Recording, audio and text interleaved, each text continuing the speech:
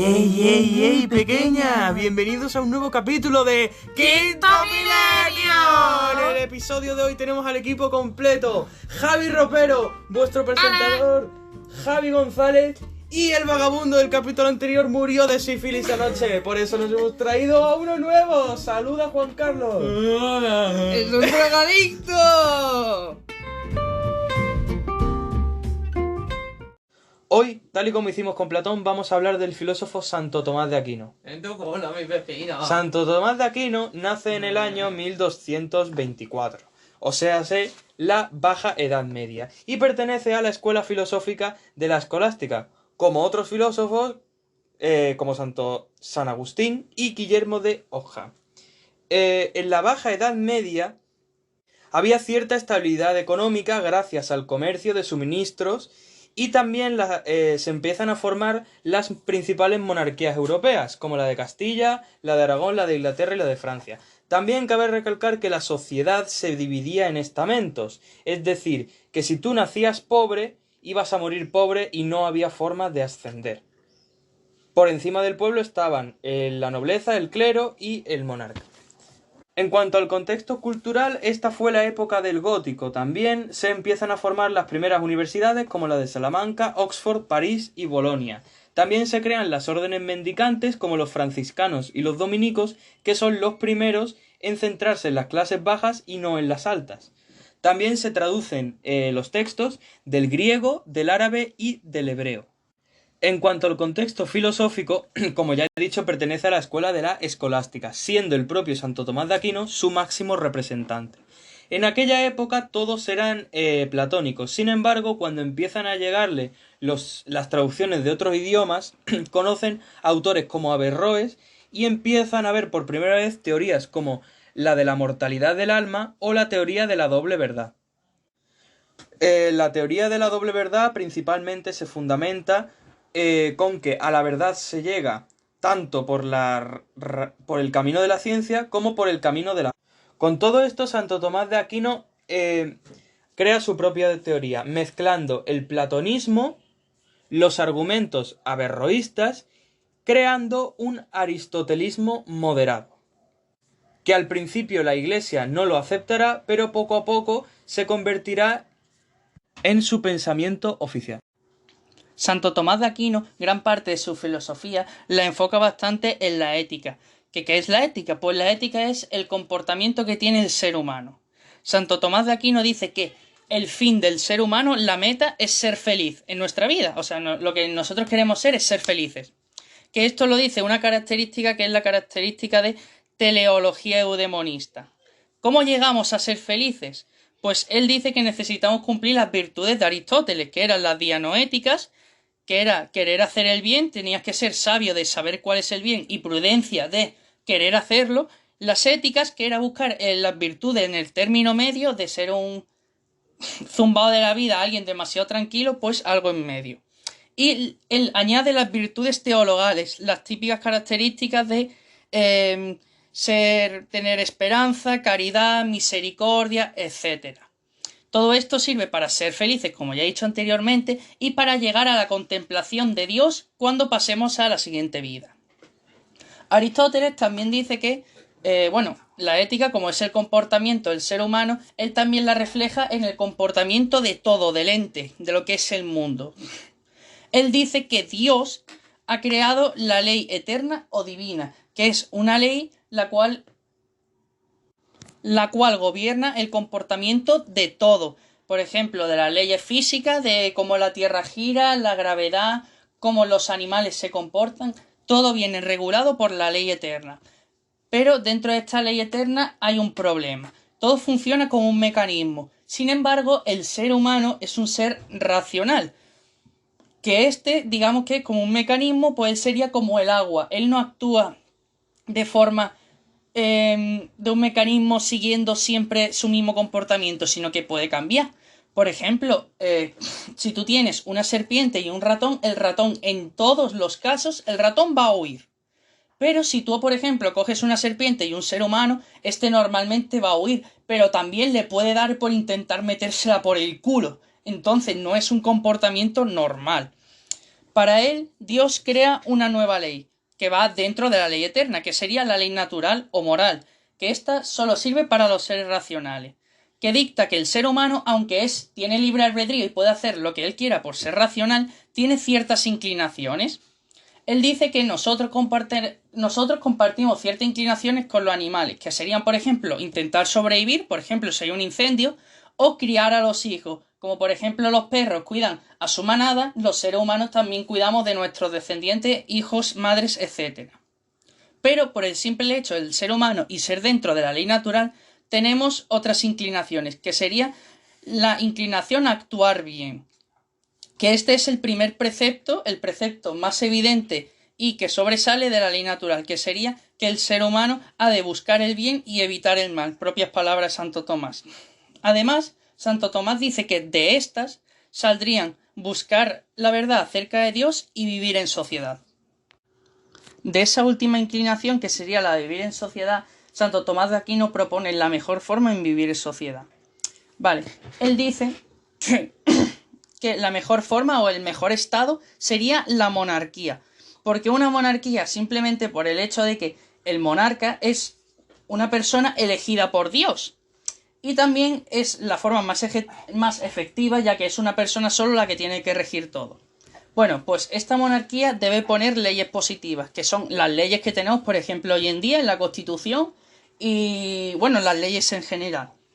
Pues Santo Tomás de Aquino dice que estas leyes deben estar conformes a la ley natural, que sería la de buscar el bien y evitar el mal. Ahí tiene que seguir este precepto. Entonces, Santo Tomás de Aquino dice que tiene que haber una monarquía que rija todo y que cree leyes positivas que busquen que se realice la ley natural, o sea, el bien. Pero también pone a la Iglesia como principal en toda esta jerarquía, siendo que tanto la monarquía y la Iglesia son independientes.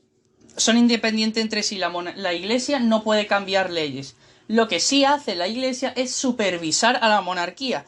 Por si esta monarquía es corrupta o las leyes no son las indicadas, la Iglesia se encargaría de derrocar a la monarquía y colocar otra para que esta otra pueda poner las nuevas leyes positivas.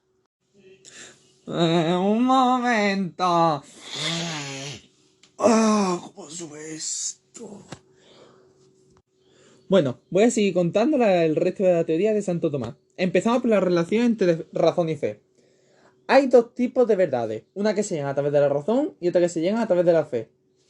Y hay otras que se pueden llegar tanto a través de la razón como a través de la fe, que se llaman preámbulos de fe. Estas relaciones tienen el objetivo de demostrar la existencia de Dios. Y ahora voy a hablaros de la ontología, que es el estudio del ente. En el universo hay un orden jerárquico, en el cual Dios está por encima de todo, ya que es el único que está tanto en acto como en potencia. Y el resto de seres, pues no importamos, somos ineficientes, inútiles. Si no existiésemos, no pasaría nada a nivel global. Ahora voy a pasar a hablar de la antropología. La antropología de Santo Tomás es igual que la antropología aristotélica, con la única diferencia que para Santo Tomás el alma es inmortal y acude al cielo. Y el alma nuestra, según Santo Tomás, es inmortal porque Dios te permite imaginártelo. Ahora, voy a hablar de la ética de la política, que debería hablar yo, pero ya ha hablado aquí el hombre Javi. Entonces, yo voy a hablar, ya por última instancia, de las pruebas de la existencia de Dios. Santo Tomás dice que para demostrar la existencia de Dios a través de la razón hay 5 vías. La primera vía es del movimiento. Si existe movimiento, este está causado por otro. Y como no se puede alargar hasta el infinito, tiene que haber algo inmovible, es decir, Dios. La segunda vía, la de las causas. Todos los seres están causados por algo, excepto uno que lo causa a todos los demás, Dios. 3. La vía de la contingencia. Todos los seres son contingentes. Por analogía. Es decir, hay cosas más contingentes que otras. Todos somos contingentes, excepto Dios. Cuarta vía, la perfección. Existen muchos grados de perfección, pero hay algo que es más perfecto que los demás, Dios. Y la quinta vía, la de la finalidad. Todos los seres tienen un fin, pero hay algo que Dios. Y ahora vamos a explicar la suma teológica de Tomás. Sigan viendo. Muchas gracias, Juan Carlos. Tú tómate un descanso. Estoy en paro, siempre descanso. En concreto voy a hablar de la suma teológica 1 a 2, cuestión 94, artículo 2. Una suma teológica es, digamos, un modelo de texto que se empleaba en la Edad Media, en el que el autor presentaba un problema, daba argumentos en contra y a favor, desarrollaba su pensamiento con los argumentos a favor y daba una solución al problema. En este caso, el problema que presenta Santo Tomás es si la ley natural comprende muchos preceptos o solamente uno. Como argumentos en contra, nos dice los siguientes. Nos dice que la ley pertenece en sí al género del precepto, entonces, si hubiera muchos preceptos, también habría muchas leyes. También nos dice que el ser humano tiene una naturaleza, un precepto.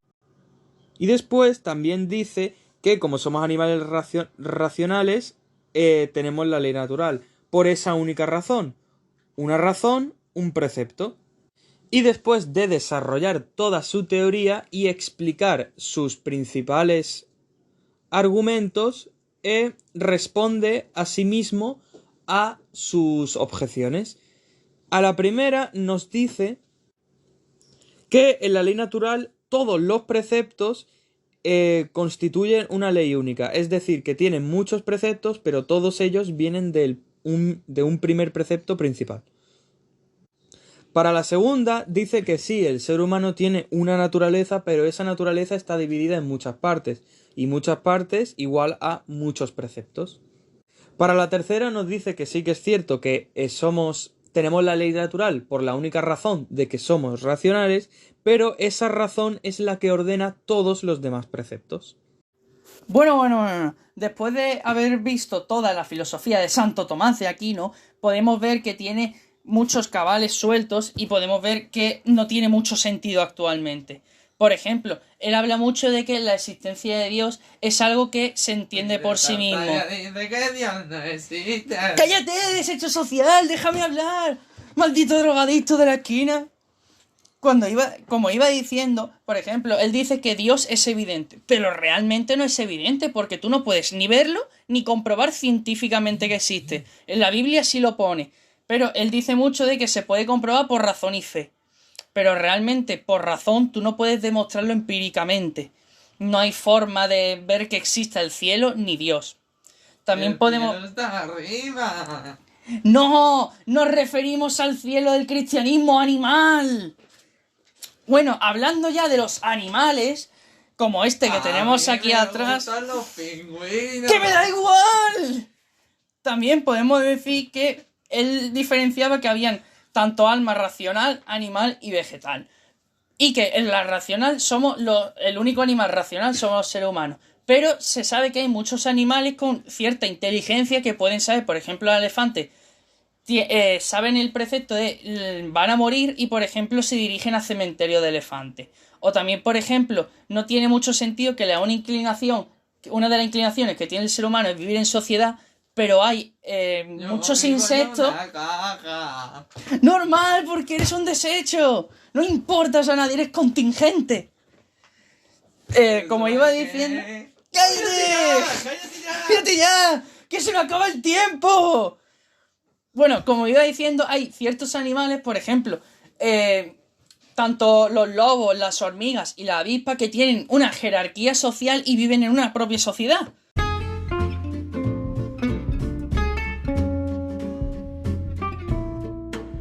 Anda, tómate esto y déjala por culo. Pero si esto es harina. ¿Qué harina? Tómatelo, cállate. Oh, vale. ¡Ay, no sube! Ahora. Vale, ya estoy.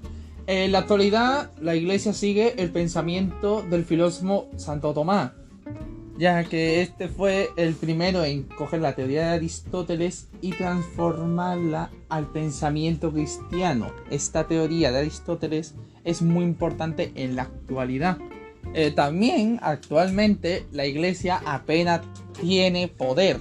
Tiene cierto poder social, pero no tiene poder político y económico como antaño.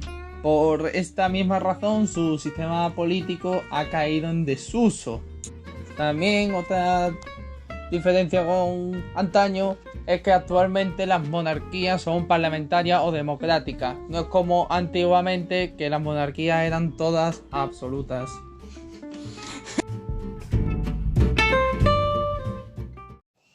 Y bueno, gente, esto ha sido todo por hoy. Nos vemos en el siguiente capítulo. Joder, que le está dando un algo. ¡Pero las inyecciones, ¡Dale boca a boca ya! ¡Corre, reanímalo, que nos tiene que dar por un par! ¡Yo no lo toco! ¡Que nos tiene que dar por un par de capítulos más! Hostia, que lo ha palmado. ¡Me cago en la puta otra vez! Bueno, da igual. Hasta luego. Pasadlo muy bien y feliz Navidad. Hasta el próximo capítulo.